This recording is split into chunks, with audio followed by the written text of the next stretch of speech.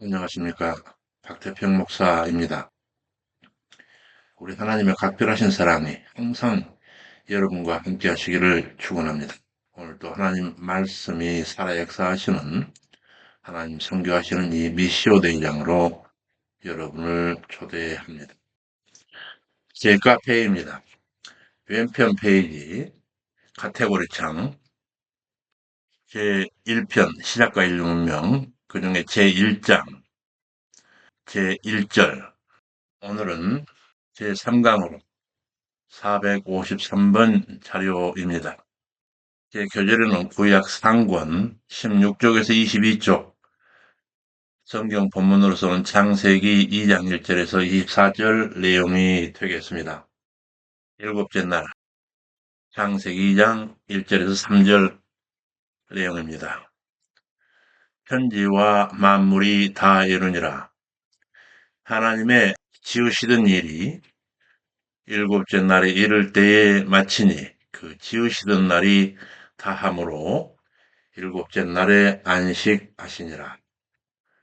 하나님이 일곱째 날에 복을 주사 이와 같이 일곱째 날에 복 주심에 대하여 다른 6날들과 비교하여 그 주신 복의 개념을 잠시 생각해 보고 가겠습니다. 각주 28번에서 30번까지 전부 한꺼번에 살펴보겠습니다. 28번입니다. 창조 사역을 총 결산하는 이 본절 안식일 분포가 실제 창조가 이루어진 날들과 안식이 이루어진 제7일을 함께 언급하고 있다는 사실을 통해 우리는 하나님께서 창조 사역을 마치신 후 이를 거룩하게 하신 안식일의 전통을 이어받은 주일도 거룩하지만 결국 다른 날과 본질적 차이는 없다고 하는 사실을 알 수가 있습니다. 계속 이어서 29번 각조입니다. 6일간의 천지 창조 사역을 완수하고 난 후에 하나님께서 모든 일을 완전히 멈추시고 쉬신 것을 가리킵니다. 그러나 하나님께서는 6일 동안 과중한 일을 하신 후 피곤하여서 쉬신 것이 아니라 계획하신 모든 일을 다 이루신 후 친히 창조하신 것들이 보시기에 심히 좋다고 하는 지극한 만족감을 가지고 안식에 드셨습니다. 30번. 여기서 특히 제7일에 대해 하나님께서 복을 주시고 거룩하게 하셨다고 하는 것은 단순히 이날 하루만이 복된 날이며 거룩한 날이라고 하는 의미는 아닙니다. 왜냐하면 제7일은 전 창조 기간을 결산하고 대표하는 날이며 동시에 전 창조물을 하나님의 기쁘신 뜻에 따라 인준하고 안식하신 날이기 때문입니다. 따라서 제7일을 창조 사역이 실제로 진행되었던 제1일에서 6일과 구별되는 날이기는 하지만 따로 떼어 생각할 수는 없습니다. 그러므로 제7일을 복주시고 거룩하게 하셨다고 하는 것은 보다 광의의 측면에서 제7일로 대표되는 제1일부터 제7일까지 모든 날들을 대상으로 복주시고 거룩하게 하신 것으로 이해해야만 합니다. 다시 본문으로 돌아가겠습니다. 하나님이 일곱째 날을 복주사 거룩하게 하셨으니 이는 하나님이 그 창조하시며 만드시던 모든 일을 마치시고 이날에 안식하셨음이더라. 여기서 하나님께서 안식하신 그 안식에 대한 오늘날의 의미를 각주 31번에서 정리하고 넘어가겠습니다. 안식일과 오늘날 우리 누리는 주일 간의 관계입니다. 31번입니다. 하나님은 여세 동안 심혈을 기울여 천지를 창조하시고 제7일을 구별하여 안식일을 제정하시고 인간들에게 엿새 동안 힘써 일하고 제7일은 안식하라 명하셨습니다. 이 안식일 제도가 신약 시대에 이르러서는 예수 그리스도의 구속으로 말미암는 재창조를 기념하는 주일로 승화되었습니다. 그러므로 우리들은 주일을 거룩한 주님의 날로 구별하여 드리고 주님 안에서 복된 안식을 누려야겠습니다. 다시 본문으로 돌아갑니다. 3번 인간 중심의 창조사역 재조명 첫사람 창조 사역. 이어지는 본문은 6일간 창조의 대략 곧 창세기 2장 4절에 7절 본문 말씀입니다. 성경 말씀입니다. 여호와 하나님이 천지를 창조하신 때에 천지의 창조된 대략이 이러하니라.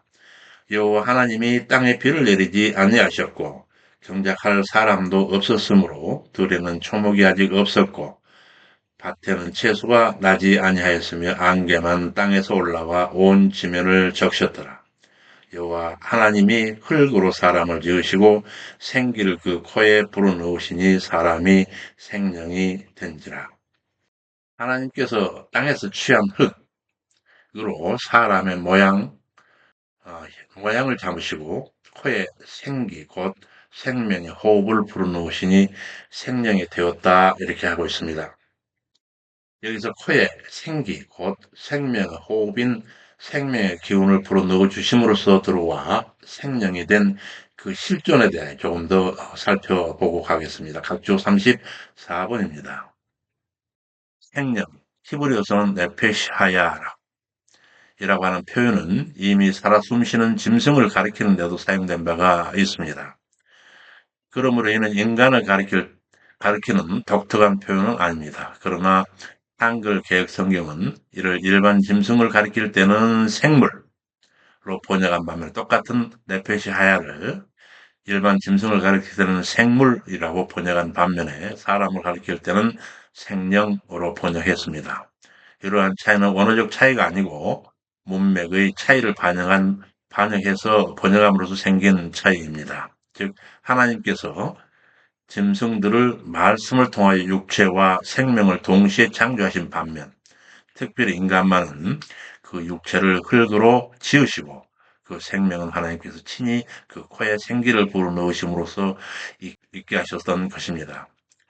이러한 독특한 방법을 사용하여 창조된 인간은 살아 숨쉰다라고 하는 점에서 네페시 하야인 다른 동물들과는 차이가 없지만 하나님은 특별한 애정으로 그 형상에 따라 지음을 받다는 점에서 생명이라 번역한 것이 우리 심령에 와 닿았습니다.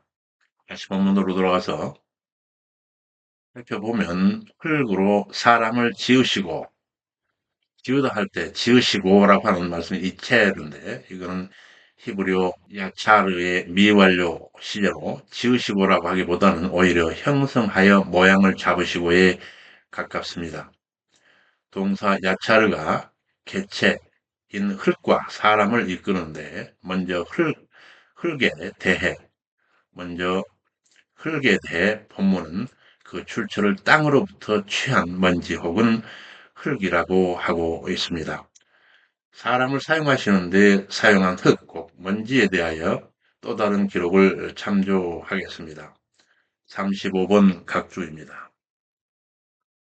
사람을 주신 먼지에 대해 서울신문 나우뉴스 2017년 1월 11일자 기사입니다. 인체는 별먼지로 만들어졌다라고 얘기하고 있습니다. 우주 전문 사이트 space.com의 2017년 1월 10일자 인용 보도입니다.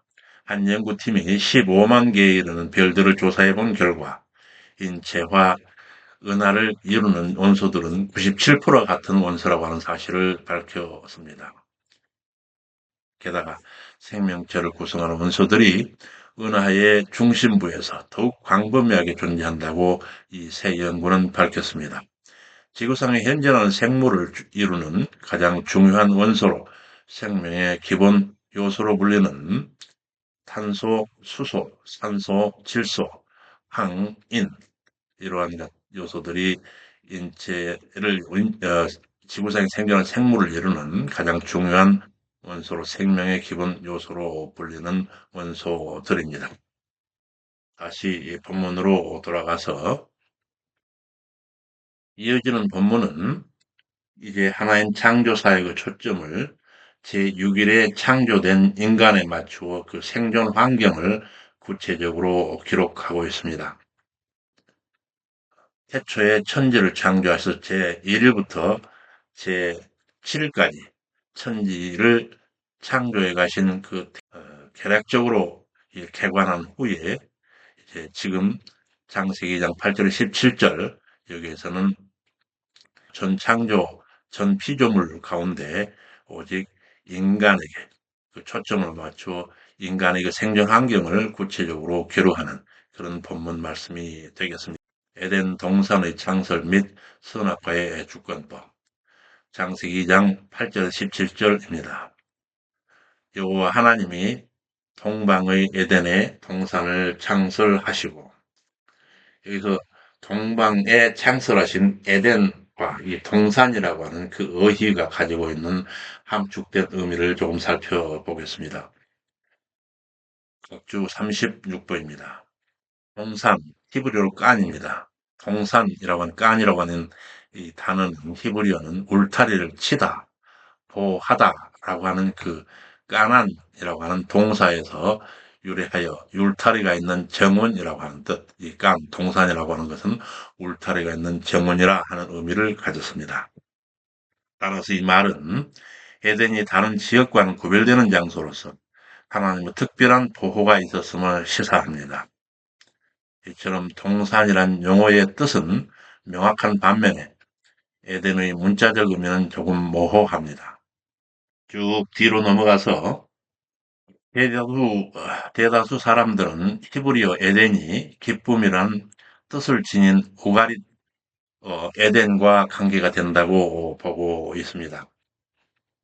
동일한 의견을 갖는 용어가 시편 36편 8절에서는 복락이라는 뜻으로 번역되고 있다는 점과 에덴에서 인간의 삶이 처음에는 행복했다라고 하는 점을 연결해 볼 때 이런 복락, 이러한 주장은 신빙성이 있습니다. 다시 또 쭉 뒤로 넘어가서 이처럼 하나님께서 최초 인간 아담과 하와의 거소를 하나님 보호 아래 기쁨과 복락의 원인의 낙원으로 마련하셨다고 하는 사실은 하나님 최고의 창조물 인간에 대한 그의 지극하신 자비를 보여줍니다. 물론 후에 인간이 범죄해서 쫓겨남으로써 에덴 동산에서 누렸던 기쁨과 복락은 사라지지만 인간에 대한 하나님의 극진하신 그 관심과 사랑은 결코 소멸되지 않습니다. 그리고 에덴에서 누렸던 기쁨과 복락은 하나님께서 우리를 장차 영원한 복락의 장소인 천국으로 인도하심으로 다시 회복될 것입니다. 에덴의 동산을 창설하시고 사람을 거기 두시고 요 하나님이 그 땅에서 보기에 아름답고 먹기에 좋은 나무가 나게 하시니 동산 가운데는 생명나무와 선악을 알게 하는 나무도 있더라.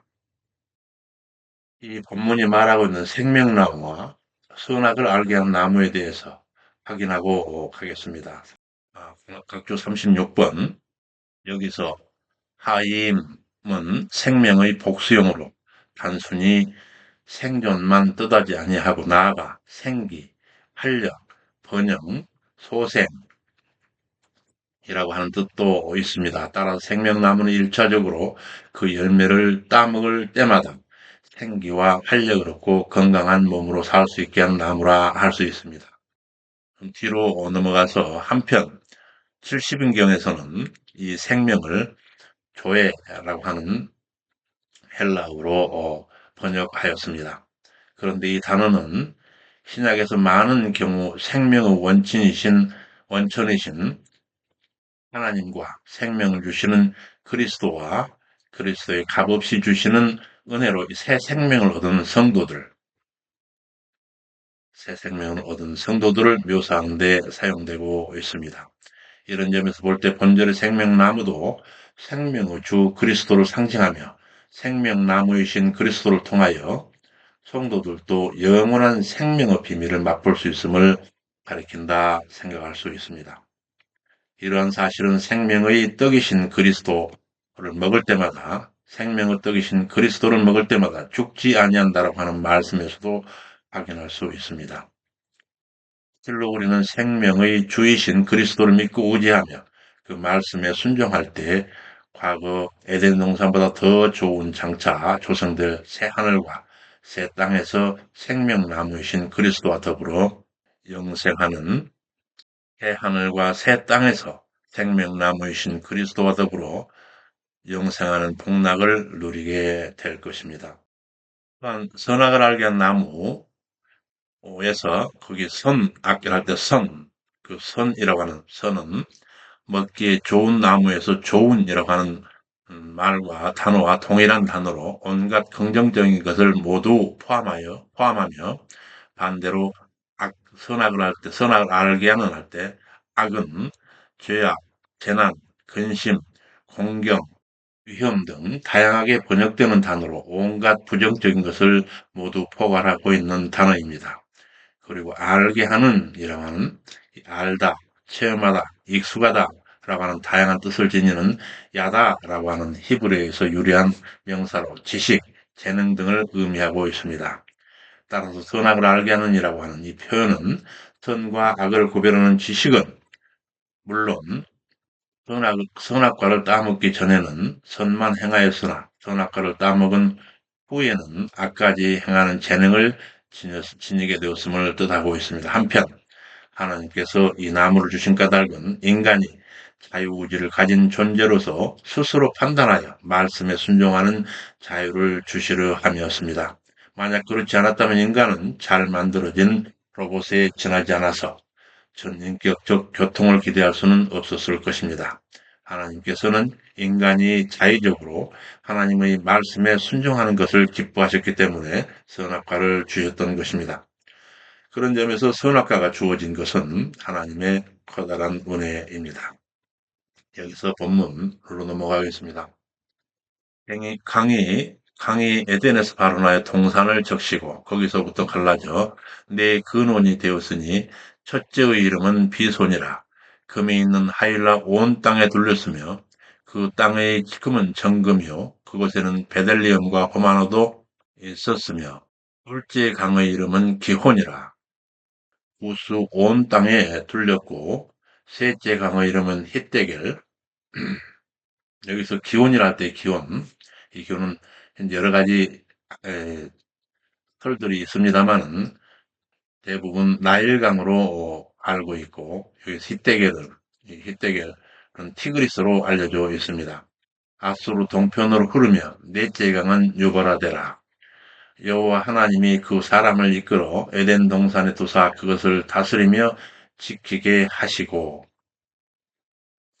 여기서 지키게 하신다라고 하는 그 말씀에 대해서 좀 여기서 지키게 하시고는 하나님께서 구별하여 창립하신 에덴 동산에 대하여 아담에게 명하셔서 그 에덴 동산을 다스리고 지키게 하셨다 하시면데 이는 하나님 세우신 그 동산의 질서나 안녕을 해칠 만한 적어도 아담이 필적할 만한 어떤 인격적 실존이 있었음을 함의하고 있습니다. 특히 보면 여기서 지키게 하셨다라고 하는 히브리어 성경의 그 어휘, 지키다라고 하는 히브리어 샤마르라고 하는 동사에서 이 감시자 또는 파수꾼이라고 하는 쇼메라고 하는 히브리어가 유래되었다고 하는 그 사실이 함의하는 바가 큽니다. 이때 인격체로서 아담만 있었다면 무엇으로부터 이 동산을 지키게 하셨던 것인지에 대한 어떤 깊은 함의가 있어 보입니다. 다시 본문으로 돌아와서 에덴의 동산을 두사 그것을 다스리며 지키게 하시고 여호와 하나님이 그 사람에게 명하여 가라사대 동산 각종 나무의 실과는 내가 임으로 먹되 선악을 알게 한 나무의 실과는 먹지 말라. 네가 먹는 날에는 정령 죽으리라 하시니라. 하나님께서 동방의 에덴에 동산을 창설하시고 아담과의 선악과 언약으로 여호와 주권을 선언하셨습니다. 이 언약은 인간과 전인격적 교통을 원하신 하나님께서 인간에게 전인격적 자유를 부여하시되 다만 한 가지 조항으로 제한하시고 그 약속을 깰 때 그 파약에 대해서는 책임을 물으신다는 절대 질서법으로 여호와 주권을 확립하신 것이었습니다. 여기에 선과 악을 알게 하는 나무의 실과라 하였는데 필자의 사견에 우리 생물학계가 생물의 분류 체계를 삼역 육계로 생명의 기운을 정리하는 도식이 나무 형상이라고 하는 점이 매우 특이하고 흥미롭습니다. 더구나 여기서 얻는 열매, 곧 진화론이 규정하는 그 생명의 정의, 진화론이 규정하는 생명의 정의를 곧 유일한 진리로 받게 되면 반드시 죽는다라고 하는 선언이 더욱 놀랍습니다. 인간이 하나님 명령에 순복하며 살던 때 누리던 복된 삶, 곧 낙원 생활에 대한 기록입니다. 최초의 가정과 낙원 생활. 창세기 2장 18절에서 25절의 그 대강이 하나님께서 아담을 도우실 아다, 하나님께서 아담을 도울 배필을 작정하시고 아담에게 모든 짐승들의 이름을 짓는 지혜를 허락하사 이름 짓는 모습을 보시더니 아담을 재우시고 갈빗대로 하와를 지어 가정을 이루게 하심에 그들이 꿈 같은 낙원 생활에 들어가게 됩니다. 여기서 하나님 허락하신 이름 짓는 지혜에 관하여 각주 42번에서 살펴보고 가겠습니다. 성경에서 이름, 히브리어로 쉔인데 이름은 매우 중요합니다. 왜냐하면 대개 이름은 그 사물의 특성을 대변합니다. 이름을 지으려면 우선 그 본질에 대한 깊은 이해가 필요합니다. 창조시 하나님의 형상으로 지음받은 아담은 하나님이 주신 훼손되지 않는 직관력과 통찰력을 가지고 나아오는 각 생물들의 특성을 명확히 파악하고 각 동물에게 적절한 이름을 부여하였을 것입니다. 그리고 이름을 짓는 것은 이름을 짓는 자가 이름을 지은 대상에 대하여 우월하며 또 소유권이 있음을 나타내기도 합니다. 한 문장 뒤로 가서 따라서 아담이 각 동물의 이름을 짓는 것은 그 동물들보다 자신이 우월함을 인식하였으며 동시에 각 동물들이 자신에게 속하였음을 전제한 것입니다. 또한 이러한 모든 일들이 하나님이 주도하심으로 이루어졌다고 하는 사실은 하나님께서 인간의 우월함과 자연에 대한 보호 그리고 치리권을 인간에게 부여하셨음을 보여주고 있습니다. 본문으로 돌아가겠습니다. 창세기 2장 23절 24절 성경 본문에 여호와 하나님이 아담에게서 취하신 그 갈빗대로 여자를 만드시고 그를 아담에게 이끌어 오시니 여기서 아담과 하나인 그 몸의 일부 곧 그 갈빗대로 만든 여자에 관하여 옥스퍼드 원어 성경대전의 해설을 듣고 가겠습니다. 44번 각주입니다. 이처럼 여자와 남자가 본래 분리할 수 없는 한 몸이었지만 하나님께서는 그 일부를 취하여 여자를 만드심으로 비로소 남녀 양성이 생겨나게 된 것입니다. 이러한 창조 방법은 다른 동물들은 땅에 명하여 암수를 함께 내어놓으라 명하여 창조하셨지만 사람만큼은 한 남자 아담을 먼저 직접 창조하시고 그 갈빗대를 취한 여자 하와를 창조하셔서 그 배필이 되게 하신 것입니다. 그래서 사람은 한 남자가 꼭 한 여자만을 배필로 삼아야 하며 또한 본래 한 몸으로 죽음이 갈라놓기까지 결코 헤어져서는 안 되는 것입니다. 이처럼 결혼 제도는 인간의 창조와 동시에 주어진 신성한 것입니다. 아담이 가로되 이는 내 뼈 중에 뼈요 살 중에 살이라. 이것을 남자에게서 취하였은즉 여자라 칭하리라 하시라. 이러므로 남자가 부모를 떠나 아내와 연합하여 둘이 한 몸을 이룰지로다. 아담과 그 아내 두 사람이 벌거벗었으나 부끄러워 아니하니라.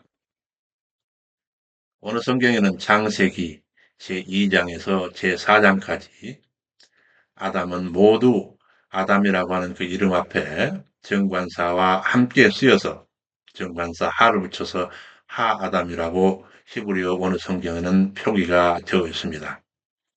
그러므로 정관사가 붙은 하아담이라 해서 아담이라고 하는 사람 또는 남자라고 하는 보통 명사로 사용되다가 5장 족보 정리하는 부분 5장 3절에 이르면 비로소 정관사가 없이 사용돼서 그냥 아담이라고만 되어 있어서 이런 호칭으로서 아담이라는 고유명사로 사용되고 있는 점에 주의해야 합니다. 사람 이름 앞에는 정관사를 붙이지 않기 때문에 그렇습니다. 정관사가 붙은 것은 사람의 이름과 같이 그렇게 해서 고유명사가 아니라 사람이라고 하는 또는 남자라고 하는 보통 명사로 쓰고 있다. 근데 우리 성경은 계속해서 아담과 사람이라고 하는 그 번역을 혼돈해서 혼용해서 함께 쓰고 있는 점이 조금 잘못되어 있습니다. 여기까지 해서 오늘 강의를 마칩니다. 낙원에서 아무 걱정 없이 하나님의 보호 아래 은혜와 사랑 속에 잘 살아가던 인류였습니다. 그러나 참으로 유감스럽게도 우리 인간에게 있어서 원초적이며 본질적 불행이 인간 세상에 진입하여 들어오는데 그 내용이 다음 시간부터 전개됩니다. 수고 많으셨습니다. 주님 안에서 평강하시기를 축원합니다. 감사합니다. 샬롬.